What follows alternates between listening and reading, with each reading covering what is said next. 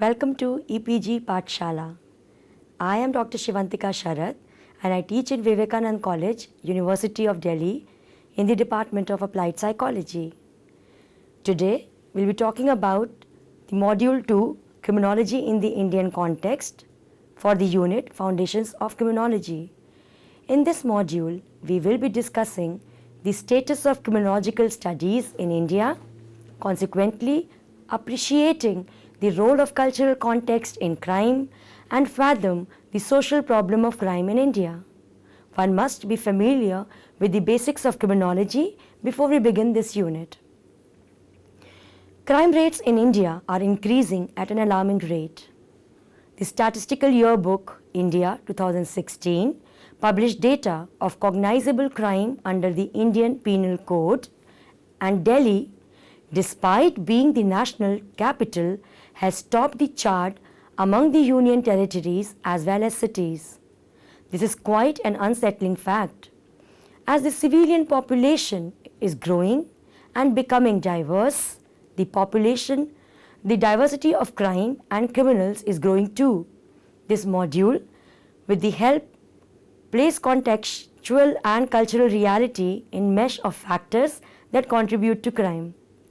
Before beginning with criminology in India, let us understand why criminology needs to be studied in the cultural context of a particular nation. For this, we need to understand a branch of criminology which is called comparative criminology.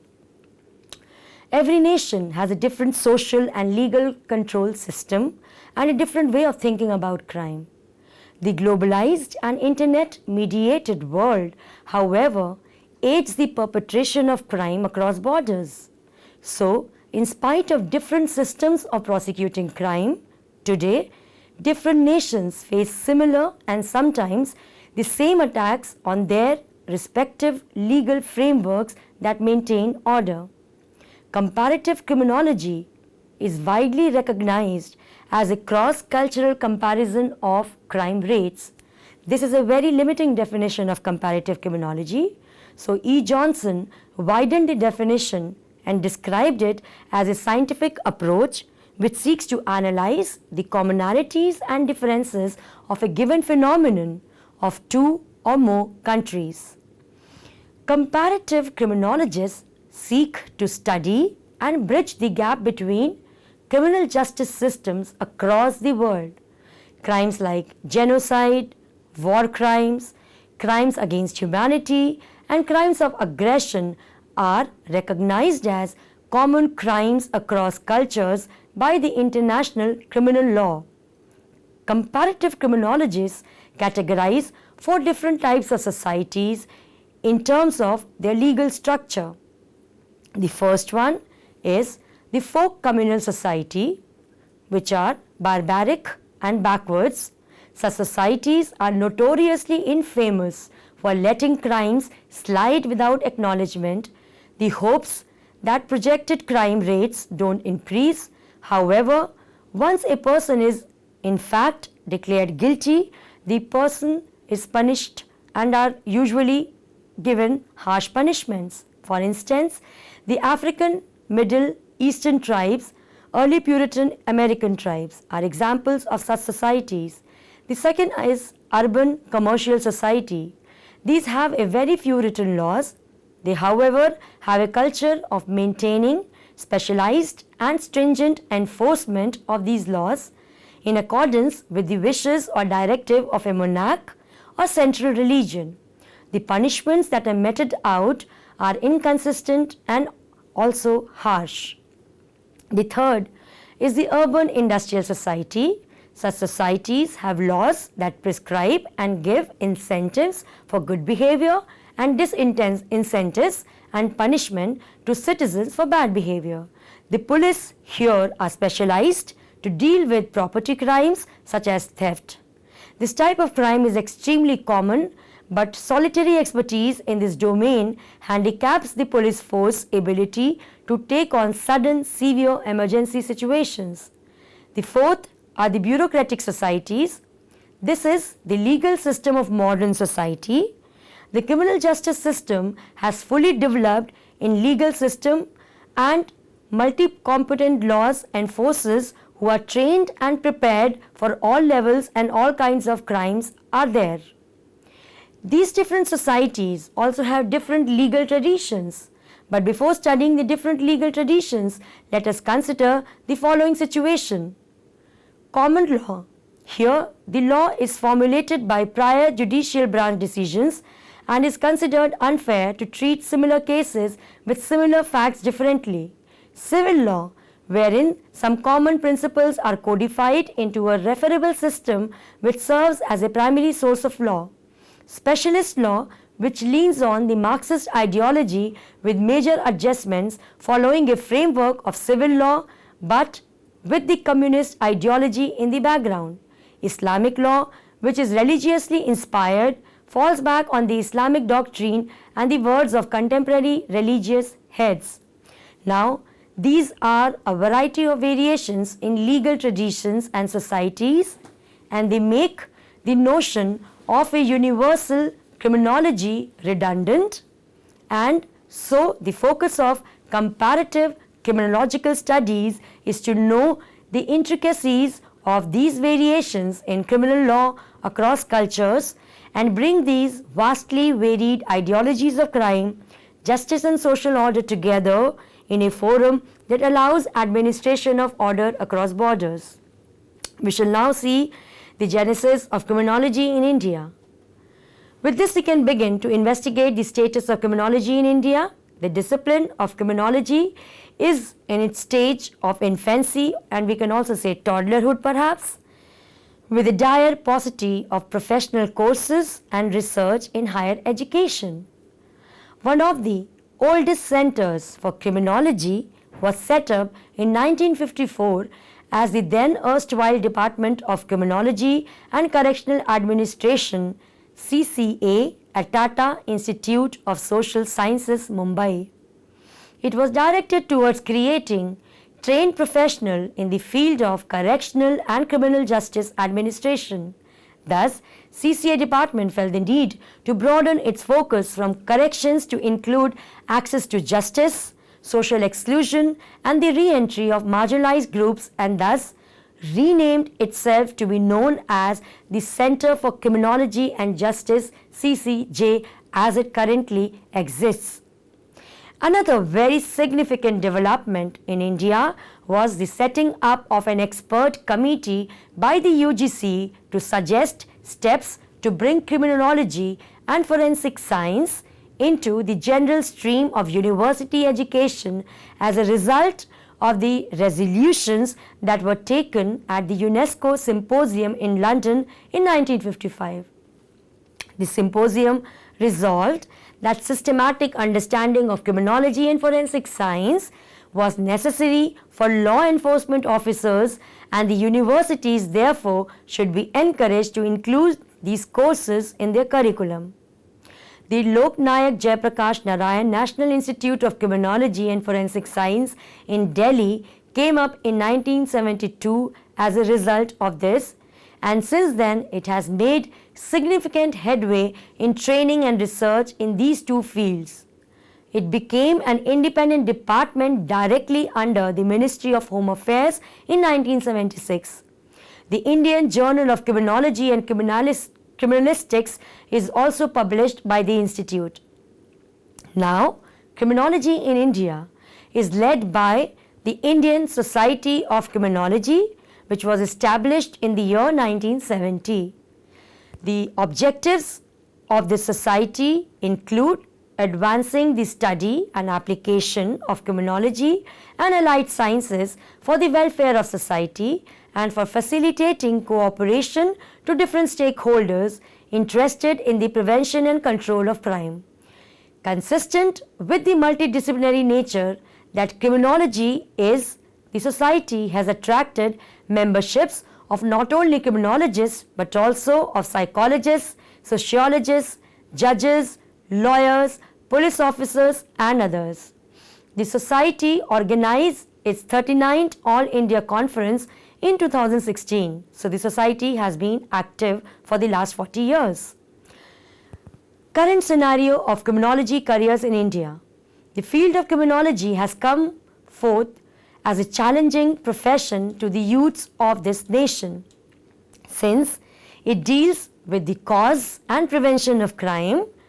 The different courses related to this help one in gaining knowledge about effectively identifying those causes and preventing measures. After acquiring such a degree, one can work as any one of the following professionals like crime investigator, agents of bureaus of investigations, crime intelligence analysts, crime laboratory analyst, crime scene analyst, forensic officers, police officers, law enforcement officers, social workers, prison managers, private detectives, and even crime researchers. Let us now understand the association between Indian cultural context and crime in India. As we know, law and culture are closely related, and that is why we discussed about comparative criminology in the beginning. This can be seen through the cultural and religious components that may be identified in the fabric of law, for instance, Sanskrit-based Hindu law, Islamic legal systems, or customary law prevailing at local levels. Criminological understanding thereby demands considerations of how this multi-layered system interacts with the state law.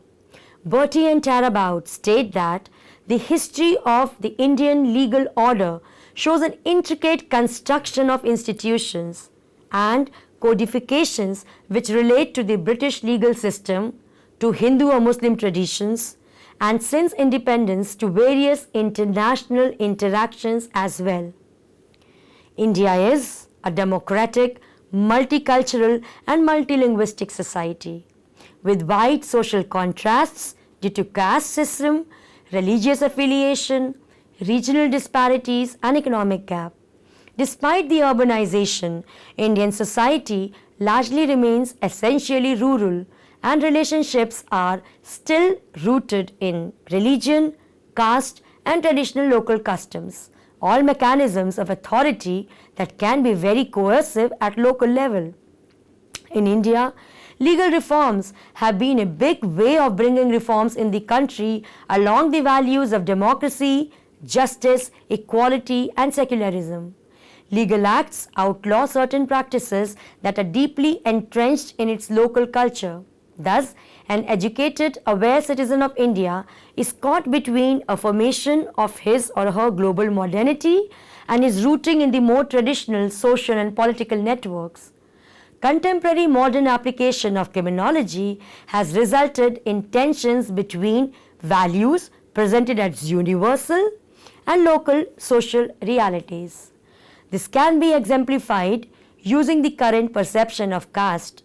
On the one hand, Parliament enacted the Scheduled Caste and Tribes Prevention of Atrocities Act in 1989, which criminalizes any discrimination against caste of low rank. On the other hand, caste discrimination remains very much an issue today, with the last few years showing cross-caste marriages having led to an increasing number of honor killings. Another example concerns domestic violence against women. Since the 1960s, there has been a huge production of law acts forbidding dowry practices. They, however, have not been able to intervene and prevent dowry-based violence.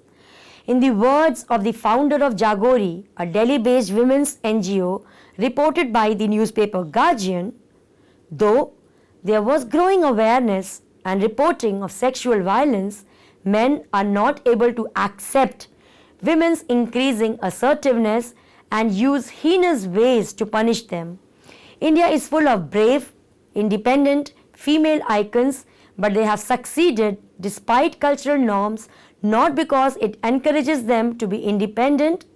This epidemic won't end until this mentality is challenged to its core. Crime is a huge social problem in India. Organized crime has significantly risen in India, so has crime against women. Large-scale organizations have also emerged for criminal activities which systematically organize the control and distribution of illicit goods and services like drugs narcotics for example, human trafficking in India and in the Arabian countries, ransom-oriented activities like kidnapping, protection money like hafta, smuggling of banned items like animal trade, artifacts, etc. Apart from these, syndicated crime groups like mafia often use legitimate businesses as front for laundering proceeds of criminal activities. Another significant trend is criminalization of modern politics in India, to the extent that the known history sheeters have been elected to state assemblies and are referred by print media as Bahubali MLAs. The Criminal Procedure Code in India divides crimes into two heads: cognizable crimes, which the police force is responsible to take quick action on the basis of a complaint received or on receipt of credible information, and non-cognizable crime, which are supposed to be handled, pursued and managed in the court by the affected parties. Let's now discuss women and crime. As the feminist movement rises in India and women fight for their rights more ferociously than ever, what is visible even to a layman's eye is that crime against women have increased both in terms of severity as well as inhumaneness. The National Crimes Record Bureau published the latest statistical data for the crimes against women in 2015. The manual stated the crime rate for under crimes against women was reported as 53.9 in 2015. Delhi Union Territory has reported the highest crime rate with 184.3 compared to the 56.3 at all India level during the year 2015, followed by Assam, which has a 148.2, Telangana with a score of 83.5, Odisha with a score of 81.9, Rajasthan with a score of 81.5, Haryana 75.7 and West Bengal 73.4. The National Crime Report Bureau 2005 document also shows that the major type of crime against women is cruelty by husband or relatives, followed by assault on women with intent to outrage her modesty. You can refer to the graph for more details. What also becomes abundantly clear from the map that has been shown here is that the states of Uttar Pradesh, Maharashtra and West Bengal have the highest registered cases of crimes against women, exceeding 30,000, with Rajasthan, Madhya Pradesh and Assam not so far behind. Let us also now discuss female criminality. So females are not just the victims of crime but also perpetrators, and the consequence of patriarchy, in the view of psychologist Aanchal Bhagat, is the growing criminality amongst women. A plethora of research has indicated that the utmost reason for female criminality is their dissatisfaction with the unequal status of women in society. And the more these females get educated, the more willing they are to step outside the bounds of the expected traditional social roles. Furthermore, researchers have also highlighted how maladaptation at the familial level causes utmost unrest. Sharma has done a research study in the 1963 and found that strained interpersonal relations with husband and other family members, husband's extra family relationships, deprivation and denial of basic needs of life like affection and security were the main causes of ultimate criminal behavior in women. It is also intriguing to note that a number of women are misusing laws that has been formulated for their own welfare against men. This is also called legal terrorism in the print media. Kidnapping and abduction are another crimes that have been on the rise. Though crimes against women have been the central focus in India, particularly post the Nirbhaya case, one astounding statistics of the NCRB report shows a 238% increase in the incidence of kidnapping and abduction over a decade, that is from 2005 to 2014. This brings to light how the technological front serving as a backbone to crime, as collecting ransom money and dispatching untraceable threats has become much more easier. Another one is robbery, a crime which has seen a surge in the 2015 report with a 115.4% increase. Cruelty by husband is also another crime against women that has been on the rise. What sets this particular crime aside is the Supreme Court's decision lately on Section 490A of IPC. This section protected married women against domestic abuse by the husband of his relatives, and Supreme Court in the month of July 2017 decided that this law was being misused. The court ordered the halt of immediate arrests on reporting before verifying the complaint. The section also took into account mental abuse, and the Supreme Court's verdict outlines no way to ascertain or verify the claims. With this, the 2015 LCRB reports a 110.7% increase in the crime of cruelty by the husband. Let us now consider the different causes of or factors that affect crime in India. One is criminality and poverty. Social research has very strongly indicated multiple times that acute poverty, economic and social inequality, and lack of social security are related to high levels of crime. Urban inequality and poverty are the main economic determinants of crime and violence.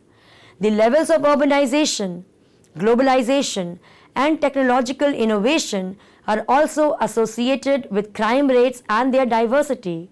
This shows the impact of sociology on crime. The UN Habitat's Global Report on Human Settlements 2007 has shown that enhancing the urban safety and security found that urban crime has increased in countries that experienced rapid economic growth. The report also illustrated that 35 million people in the urban cities of Delhi, Mumbai, and Bangalore together accounted for more than 1/3 of all the crimes that is being committed in India.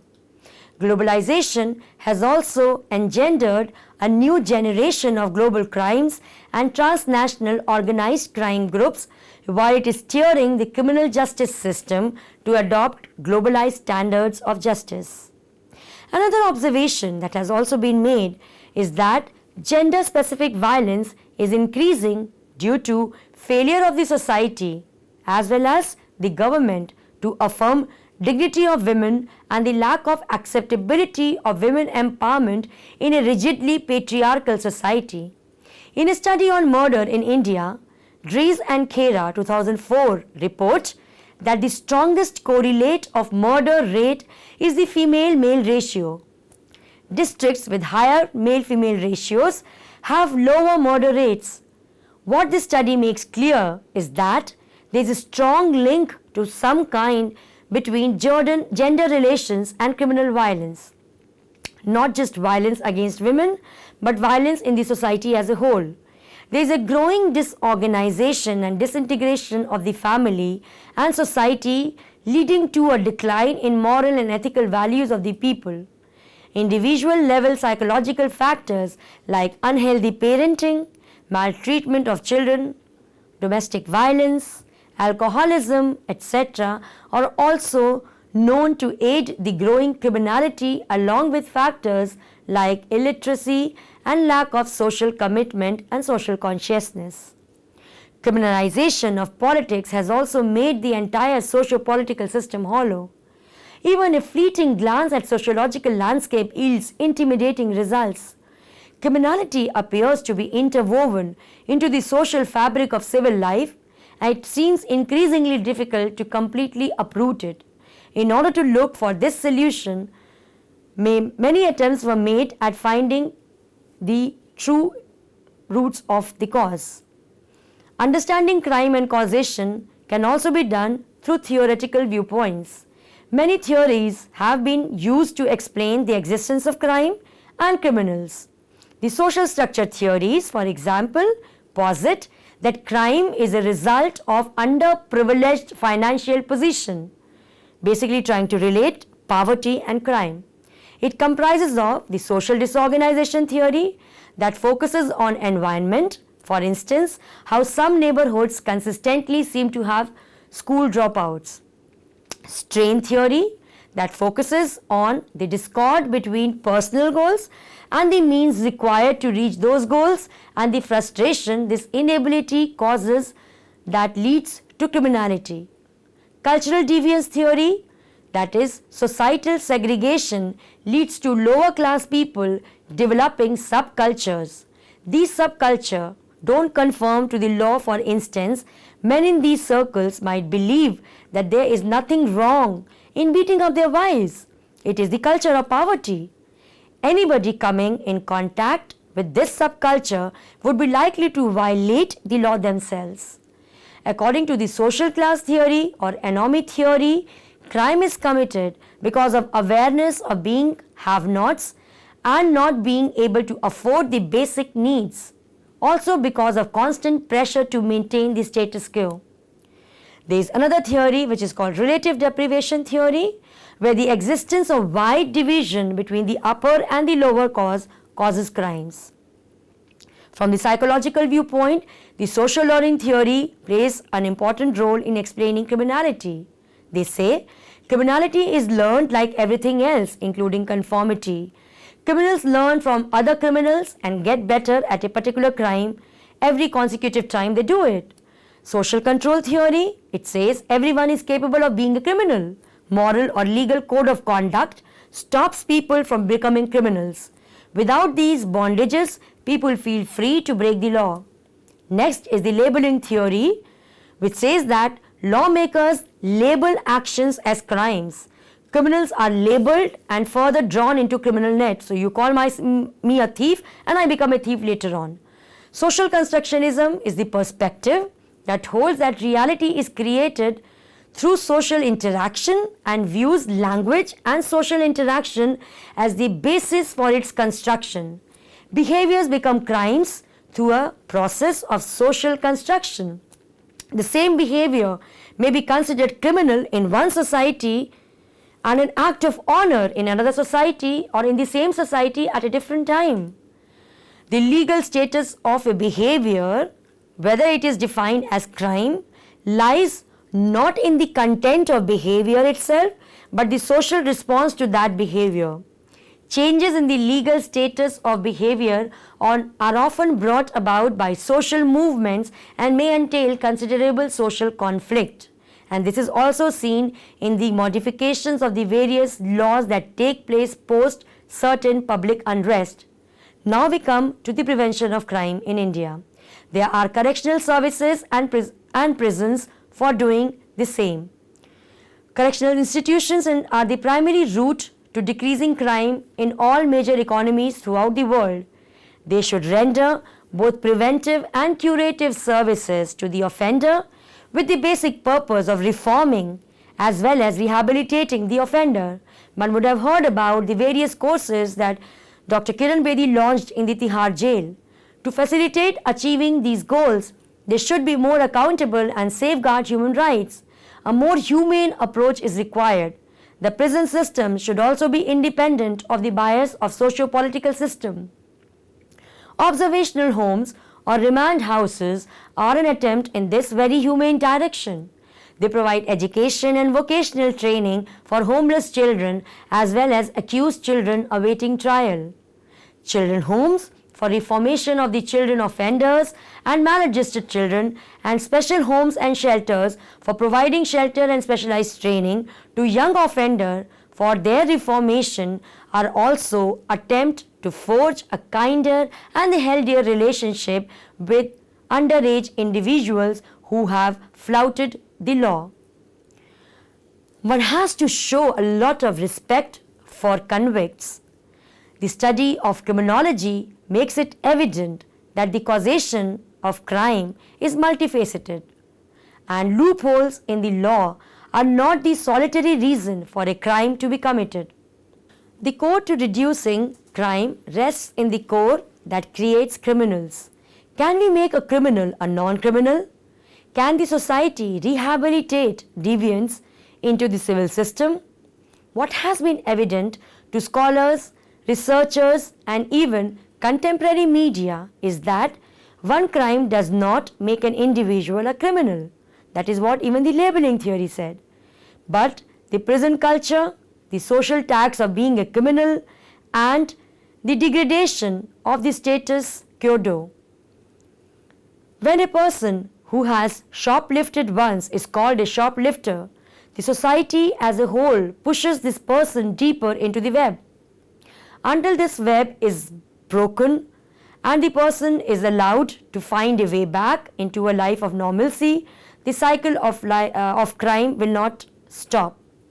Attempts should be made at respecting under trials, respecting inmates of prison once they get out, and facilitating job opportunities for them. Another aspect of crime prevention is also called neighborhood vetting. A common approach that is employed by local police force is to have heavy surveillance in neighborhoods where criminal activities are high. This breeds antagonistic feelings between the locals and the police, as the locals who are not involved in the crime feel shackled to the consequences of being residents of a low-end neighborhood. An example of this would be the treatment of prostitutes and the areas they inhabit in India. This is not a healthy practice, as law enforcers should be able to work with the civilians. Another aspect of preventing crime is localizing programs. This was an approach that was first taken up by the environmentalists in India. Remember the Chipko movement?